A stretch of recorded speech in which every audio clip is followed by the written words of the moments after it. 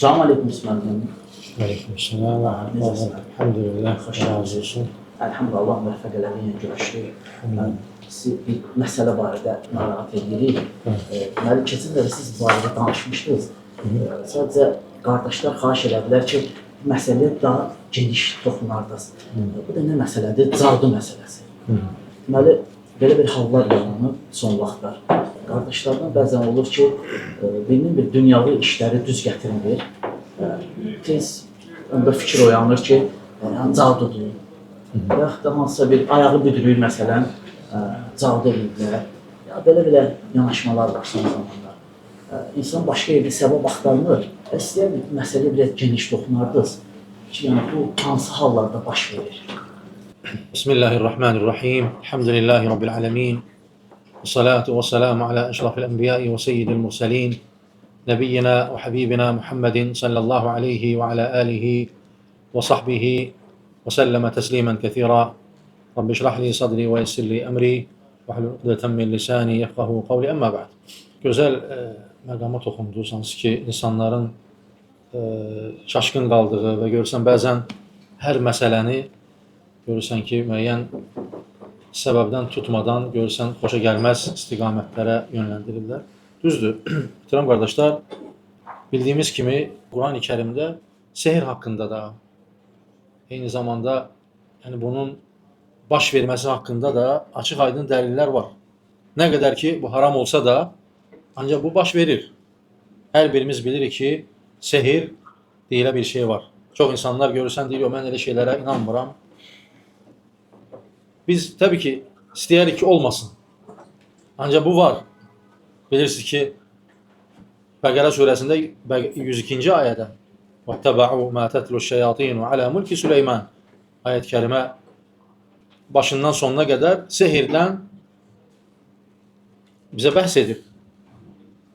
Onun baş verməsindən və eyni zamanda hədislərdə də gəlib və Allah Resulü sallallahu aleyhi və səlləm də sehir olunu bilirsiniz.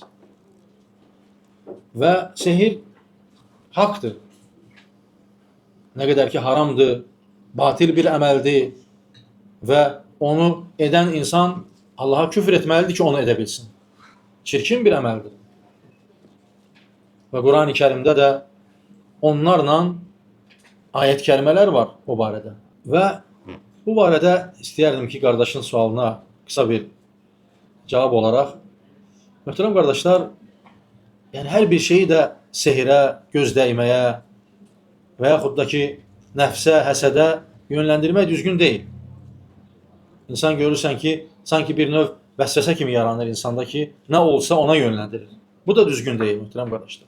Ancaq, bəli, belə məqamlar ola bilər.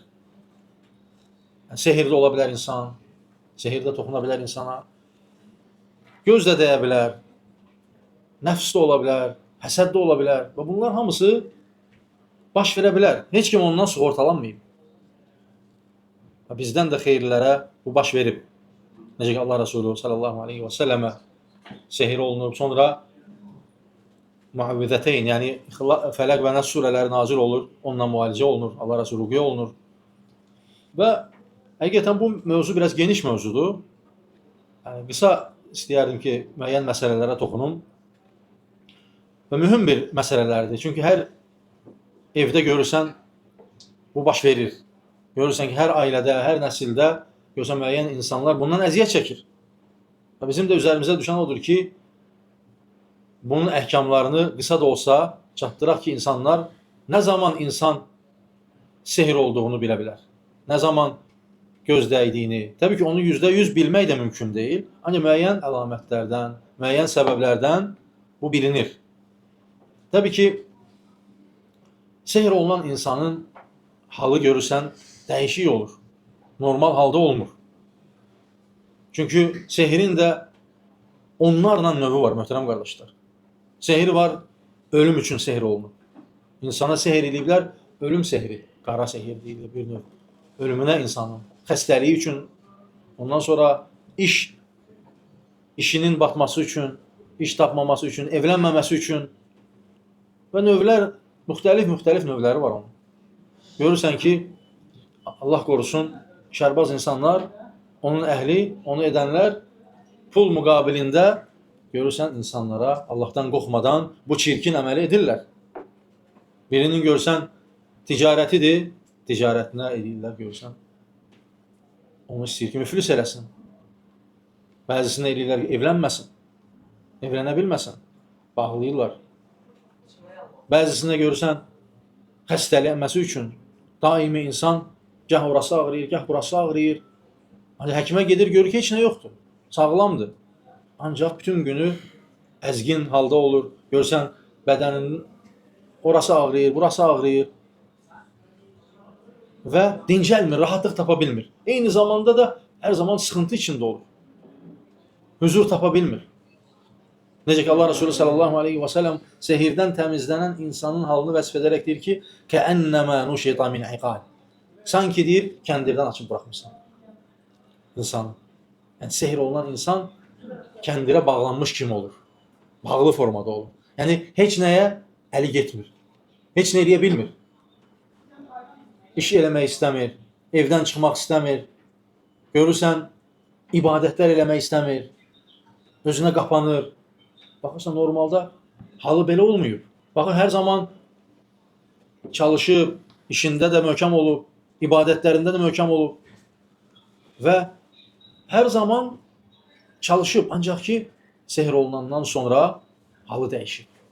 İşə getmək istəmir, evdən çıxmaq istəmir, yoldaşlarla oturmaq istəmir, məscidlərə getmək istəmir, ibadət eləmək istəmir. Və görürsən ki, halı əvvəlki hal deyil. Artıq onda insan anlayır ki, onda sehirin əlamətləri var. Və ondan sonra daha yüngül gözdəymədir, nəfsdir. Deməzdim daha yüngül, sadəcə o da bir növ sehirə yaxın bir hallardır. Çünki Allah Resulü sallallahu aleyhi və səlləm göz haqqında buyurur ki, Əl-aynu haqqun, göz haqdır. Allahın qəzə və qədərindən sonra dünyadan gedənlərin ən çoxu gözdən gedir. Başqa bir hədisdə Allah Resulü buyurur ki, dəvəni qazana, insanı isə qəbirə aparır. O baxımdan göz də şiddətlidir, Allah qorusun. Ondan sonra nəfsdir. Ondan sonra bəzən görürsən təəccübdən baş verir. Bir insan sənə pislik etmək istəmir. Pis niyyəti yoxdur. Hətta atanın övladına görürsən bəzən gözü dəyir, onun pisliyindən yox. Onu istəmədiyindən yox. Ona zərbə vurmaq üçün eləmir onu. Sadəcə təəccübdən. Öz övladına gözü dəyir. Və görürsən övladın halı dəyişir. Hətta insanın özünün özünə gözü dəyir. Bəzən görürsən ki, hansısa qardaşa dedikdə ki, bəs xeyir, gözəl bir neymət görür, ona deyirsən ki, bəs xeyir, bərəkət denən, görürsən ki, pis olur. Sən məni nə zənn edirsən? Mənim sənə gözüm mü dəyər? Bu cür görürsən, möminə xas olmayan halları, cavabları qaytarır ki, halbuki Allah Resulü sallallahu aleyhi və səlləm buyurur ki, əgər sizdən, yəni birinizin kiməsə gözü dəyərsə, onun qalığı ilə, yəni suyunun qalığı ilə başına tökərsə, onun gözdən təmizlənməsinə səbəb olar. Hansı ki, kimin gözü dəyibsə, o insandan götürülür və gözləyən insanın üzərinə səpilir. Və beləliklə o gözün açılmasına səbəbdir. Hədis də var, dəlil də var buna. 2 nəfər çayda çimərkən onlardan birisi qardaşına deyir ki, sənin nə gözəl bədənin var. Və sonra adamın halı pisləşir. Halı pisləşir və özündən gedir. Allah Resulü sallallahu aleyhi və səlləmə xəbər verirlər və deyir ki, nə baş verib?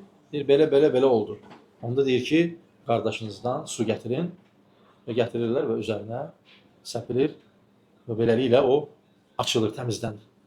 Və düşünün ki, bir göz insanı qəbirə apara bilir Allahın izni ilə. Bəzən insanlar göz deyib keçir.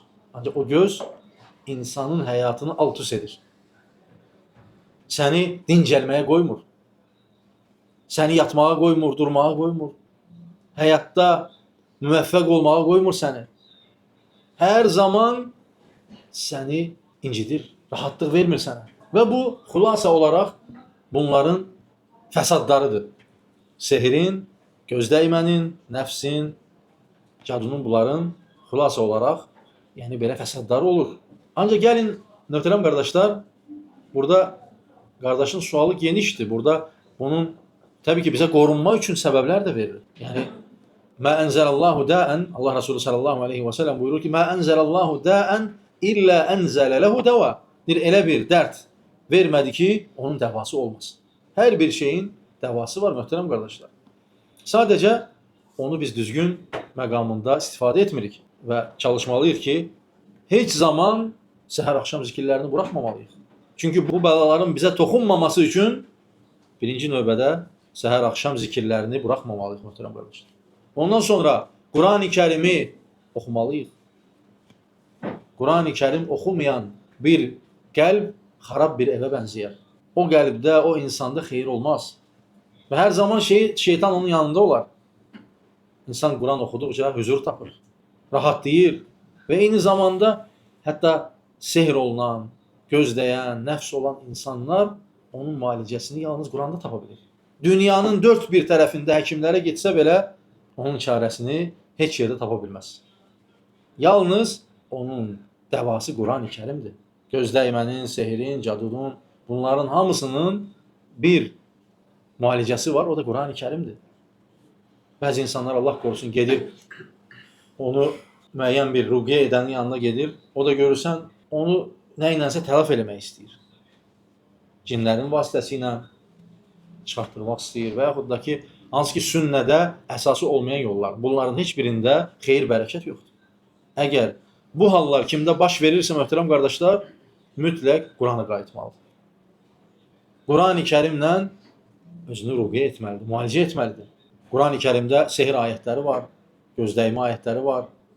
Və ümumiyyətlə Qurani Kərim başdan ayağa şəfadır. Allah Subhanahu wa Taala Qurani Kərimdə buyurur ki: "Və nunəzzilu minəl Qur'ani ma huwa şifaun və rahmetun lil-mu'minin." Biz Qurani Kərimi möminlər üçün şəfa və rəhmət olaraq nazil etdik. Qurani Kərim şəfadır, möhtərəm qardaşlar. Şəfa nəticə deməkdir. Yəni nəticə, dəva içdiyimiz dərmanlar kimi deyil, dəva kimi deyil. Sağala da bilərsən, sağalmaya da bilərsən. Ancaq Qurani Kərim şəfadır. Allah Subhanahu wa Taala bəzi şeylər var ki, onlara şəfa deyib. Qurani Kərimdir, baldır. Şəfa yəni nəticədir. Əgər düzgün etiqadda olarsansa, Allaha düzgün təvəkkül edərsənsə və ixlasla yerinə gətirərsənsə, ruqyəni vallahi mütləq onun nəticəsini, şəfasını görərsən. Və eyni zamanda gördüyün sıxıntılar baş verir. Görürsən, insan onu dərk edir. Görürsən ki, bunlardan, bu saydıqlarımızdan hər hansısa bir səni tutub. Çünki heç kim qeybi bilmir. Heç kim sənə deyəməz ki, səndə gözləymədir və yaxud sehirdir. Müəyyən əlamətləri deyə bilər sənə. %100 heç kim deyə bilməz. Ancaq bu saydığımız hallar var, hansı ki insan özünə qapanır, sıxılır, işləmək istəmir, ibadət eləməkdə tənbəllik edir. Ondan sonra bütün ilin hər vaxtı baxırsan, əzgindir, harası ağrıyır, gah burası ağrıyır, gah orası ağrıyır, həkimə gedir, həkim tam yoxlayır, deyir ki, sağlamsan və yenə də rahatlıq tapa bilmir. Deməli, o insanın ruqyəyə ehtiyacı var. O zaman nəfsimizi, özümüz ruqyə etməliyik. Çünki bu dünyada ən gözəl ruqyə edən sənin özünsən. Hər kəs özünə etməlidir. Əgər istəyirsənsə, gözəl nəticə əldə edəsən, özün özünə etməlisən. Bəli, insandır, Quran oxuya bilmir və heç bir məlumatı yoxdur, zəruri bir hal yaranıb, onda bəli, yəni onu bilən, onu edən insanlarla köməkləşə bilər. Ancaq ki, ən gözəl nəticə istəyirsənsə, özün özünə etməlisən. Fatihə surəsidir, çətin bir şey yoxdur. Əlini qoydun, övladlarındır, əhlindir, ailəndir, yaxınlarındır, özündür. Gördün, belə bir hallar baş verir. Əlini qoy, 7 dəfə Fatihəni oxu, Ayətül Kürsünü oxu, İxlası, Fələqi, Nəs surələrini oxu. Və Allahdan kömək istə, dua et Allaha və görəcəksən ki, Allah Subhanahu wa Taala sənə şəfa verəcək. Nə qədər müsəlmanlar bilirsiniz, dünyada bu saydığımız bəlalardan əziyyət çəkir, möhtərəm qardaşlar. Və eyni zamanda, möhtərəm qardaşlar, bir məqamı da demək istəyirəm, bunun səbəbkarı da bir çox hallarda özümüzük. göz dəyməyə səbəb olan bəzən biz özümüzük. Məsələn, birinci növbədə insan bəzən görürsən statuslara bütün həyatını ora dərc edir. Və bunun səbəbkarı birbaşa özümüzük. Yemək yeyir, qoyur statusuna.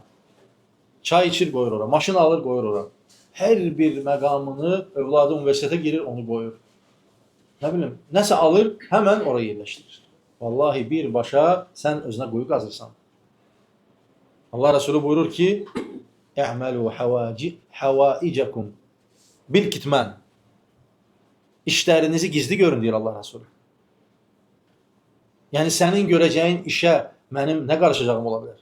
Sən bu dünyada yaşamağın üçün, gözəl keçinməyin üçün hansısa bir işlə məşğulsan. Onun sənə, mənə, başqasına heç bir aidiyyəti yoxdur. Hər kəs öz işini gizlin və gözəl şəkildə görməlidir. Bəzən insanlar görürsən, bir iş görmədən bir il öncə onun planlarını hər kəsə deyir. Bu əslində dinimizdə düzgün sayılmır. Allah Resulü sallallahu aleyhi və səlləm də buyurdu ki, bizlərə "Əməlu havaicakum bil kitman." Gizli edin işlərinizi. Yəni edəcəyin işi insanlara ifşa edirsən, sonra da o işə çata bilmirsən. O işə çatmamış, o iflas olur o iş. Səbəbi kimdir? Səbəbkarı kimdir? Biz özümüzük. Ona görə düzgün həyatda düzgün işlərimizi qurmalıyıq. Nə iş görürsən, gizlin gör. Əgər bir məsləhət edəcəyin bir insan varsa, bəli, onunla məsləhətləş. Ancaq onu hər kəsə, mən filan işi görəcəm, belə edəcəm, belə edəcəm, belə edəcəm, bunu insanlara deməyin birbaşa sənin öz işinin təhlükəyə atmağına səbəbdir, möhtərəm qardaşlar. Çox insanlar bunu dərk etmir. Bu ikincisi. Üçüncüsü, insanlara bəzən görürsən, insanlar nəyinisə göstərmək istəyirlər. Vallahi buna ehtiyac yoxdur. Onu etməklə sən özünü təhlükəyə atırsan. Sən hüzurunu itirirsən. Xoşbəxtçiliyini itirirsən. Sən zənn edirsən ki, sənin xoşbəxtçiliyini hamı sevinir. Nə buyurur Allah Resulü başqa bir hədisdə? "Xalfə kullə ni'mətin mahsud." Hər bir nemətin arxasında həsəd var. Düşünün nə deməkdir? Hər bir nemətin arxasında həsəd var, möhtərəm qardaşlar. Sən bir neməti ortaya qoydun. Sənə 10 nəfərdən 5-i Allah xeyir, bərəkət versin deyə dua edir. Ancaq 5 nəfər isə içində nəfsini qoyur ortaya. Bəzən, möhtərəm qardaşlar, bəzi insanlar o nəfsini idarə edə bilmir. Elə bilirsiniz, asandır. Hər bir adam övladında həsəddən bir parça var. Mömin onu gizlədir, onu bastırır, onu xeyir, bərəkət deməklə onu aradan götürür. Ancaq hər bir insanda bu var. Ona görə bir çox insanlar, hətta cahilləri demirəm, hətta görürsən mömin qardaşlarımızdan yarısından çoxu nəsə neymət görəndə xeyir, bərəkət demir. Hətta ona desən xeyir, bərəkət dua oxub, sənə qarşı qəzəblənir. Deyirsən, mənə nə zənn edirsən? Mənim sənə gözüm mü dəyir? Niyə belə düşünürsən? Başa düşmür ki, bu səndən asılı olan bir hal deyil. Və Allah Resulü buyurub ki, bu haqdır, ola bilər, baş verə bilər.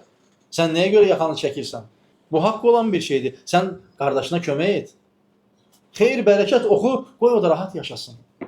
Sənin bir gözün, bir nəfsin o qardaşı bəlkə illərlə yatağa sala bilər. Onun iflas olmasına gətirib çıxara bilər.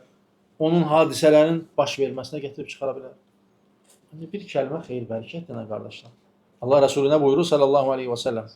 Buyurur ki, qardaşınızda bir neymət görsəniz, ona Allahdan xeyir, bərəkət istəyin.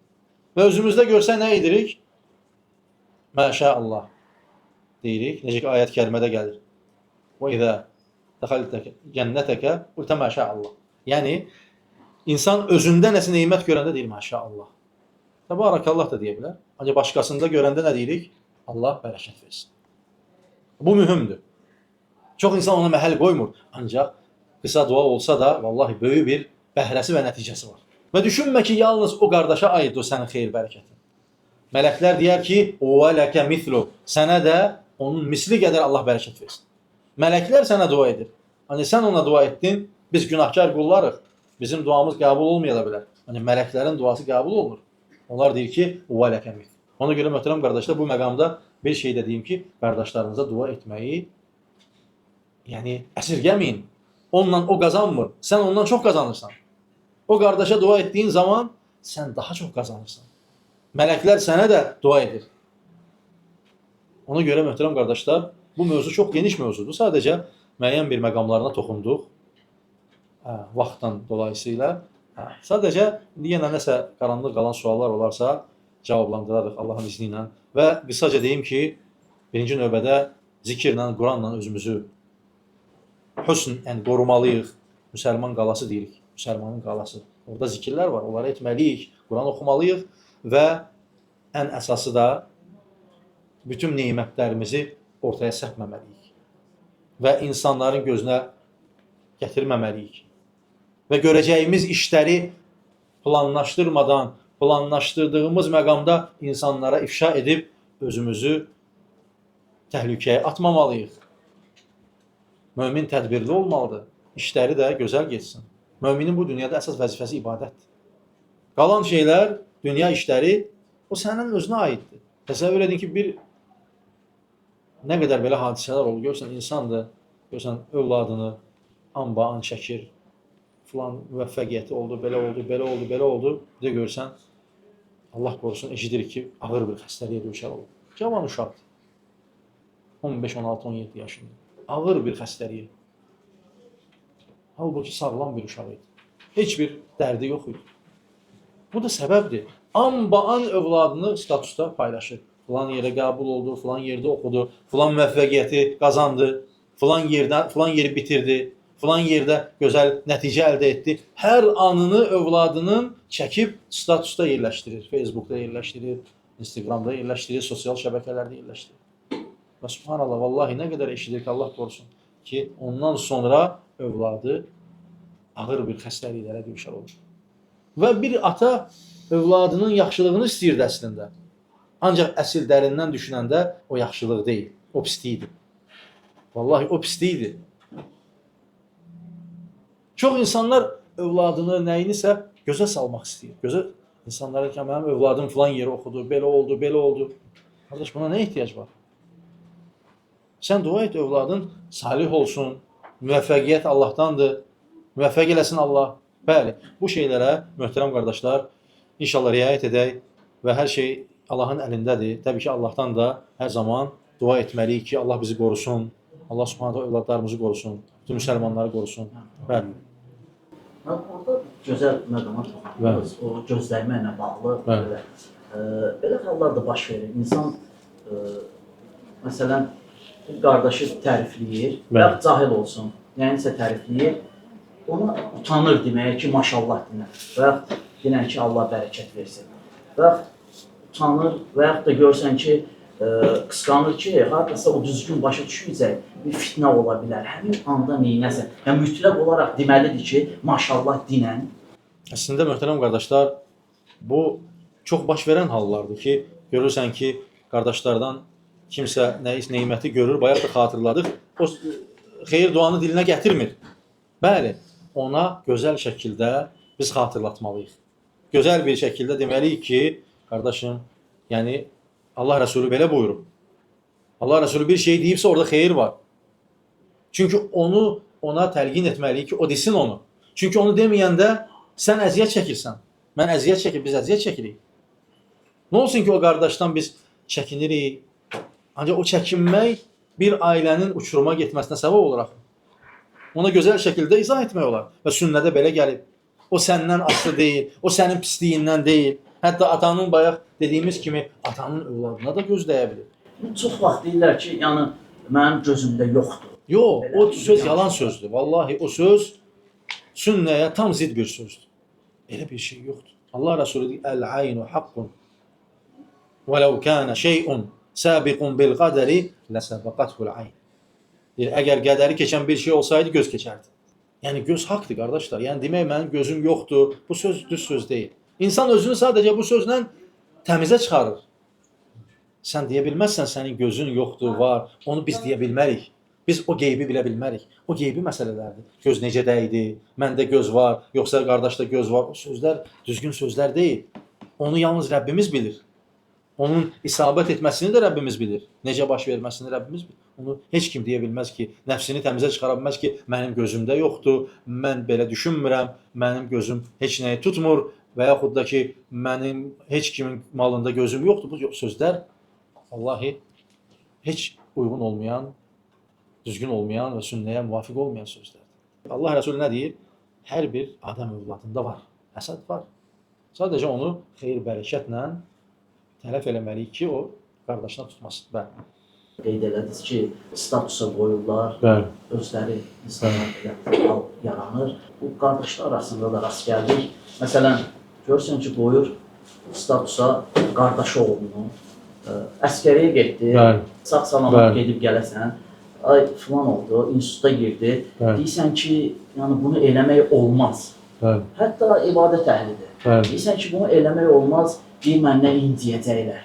Yəni, incisən olacaq, inciməsən olacaq. Yəni, Vallahi möhtərəm qardaşlar, yəni inciyəcək sözü əslində qorxulu bir sözdür.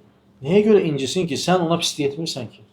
Sən o qardaşının övladını ora qoymaqla, o da görür ki, sən onun övladını paylaşmırsan. Bəli, qardaşın dediyini mən başa düşdüm. Bəzək ki, mənim belə bir şeydir. Məni saymadı, Paxıllıq edir. paxıllıq eləyir mənə, məni saymadı, mənim övladımı yəni qoymadı, paylaşmadı.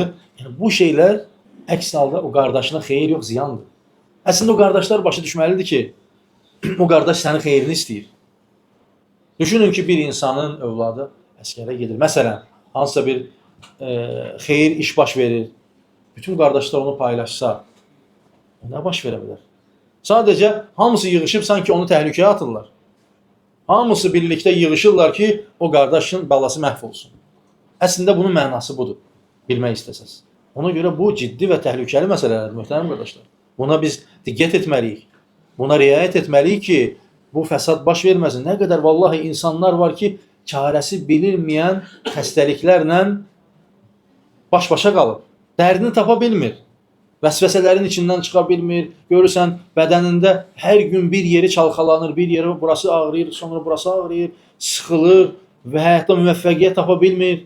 Əziyyət, əzab içində yaşayır. Bunun da səbəbkarı kimdir? Bizdən birimizik.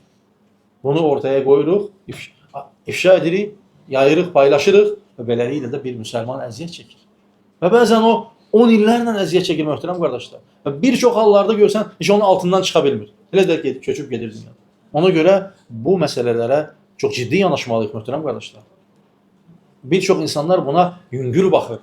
Deyir ki, mən nə iş görürəm ki, paylaşdım, bununla bir şey olmaz, mən elə şeylərə inanmıram, mən o şeylər boş şeylərdir. Bəzi insanlar belə yanaşır. Vallahi bu yanaşma bir ailənin, bir insanın məhvə getməsinə səbəbdir. Sənin o düşüncən. Hətta bəzən insan özünə bunu edir. Bəli. Allah qorusun. Bəli, qardaşlar. İnşallah bununla kifayətlənək. Allah subhanahu wa ta'ala eşli faydalanlarını etsin. Bu ciddi məsələləri, möhtərəm qardaşlar, bu da saydığımız məsələlər, vallahi bunu ətrafımıza da, ailəmizə də, övladlarımıza da, yaxınlarımıza da, sevdiklərimizə, bildiyimiz, əlimiz çatan hər kəsə deməliyik ki, bu şeyləri etməsinlər. Bunu etməklə özümüzə ziyan edirik, qardaşlar. Vallahi billahi. Xüsusən də sosial şəbəkələrin. Düşünün ki, bu telefonlar çıxmamışdan öncə bu qədər xəstəliklər var idi, bu qədər problemlər var idi. Vallahi indi baxırsan, 5 nəfərdən 3-ü xəstədir. Özü böyük xəstəliklər. Çarəsi olmayan xəstəlik yoxdur, insanlar elə deyir, çarəsi tapılmayan xəstəlik yoxdur, ancaq insanlar elə deyir ki, yəni ağır xəstəliklər. Baxırsan, uşaqdır, 5 yaşında, 3 yaşında, bu təzə elə dünyaya gəlib. Bunu niyə yazıq edirsən ki? Təzə doğulub, 1 aydır, 2 aydır, bütün qohum-qaranın statusunda bunun şəklidir. Qardaş, qoy bu uşaq dincəlsin də. Qoy bu yaşasın da, bu hələ dünyaya təzə göz açıb. Nə olar, bunun haqqına niyə girirsən ki? Qoy bu uşaq bir rahat nəfəs alsın, yazığın dili də yoxdur ki, danışsın. Vallahi, baxırsan körpəni, bütün nəsil kök güya yaxşılıq edirlər. Hamı paylaşır, filan kəsin övladı dünyaya gəlib, hamının statusunda odur. Ay qardaş, sən bunu niyə qoymursan bu yazıq körpəni, qoymursan dincəlməyə? Qoy dincəlsin də o. Onun yazığın dili yoxdur onun, partlayır o, əziyyət çəkir. Baxırsan, deyir, şəkər xəstəliyi tutub, deyir, 2 aylığı var. Bu şəkər xəstəliyi hardan gəldi? Və deyirlər, yiyəndə, içəndə olur şəkər xəstəliyi. Bu hələ yazıq yeməyə başlamayıb hələ. Gözdəymədən olur şəkər xəstəliyi, alimlər də deyir. Amma biz ondan da daha ağır xəstəliklər var, görürsən. O da görürsən göz dəymədən baş verir, nəfsdən olur. Belə şeylərə diqqət eləməliyik və balaca bir xətalar böyük bir fəsada gətirib çıxarır möhtərəm qardaşlar.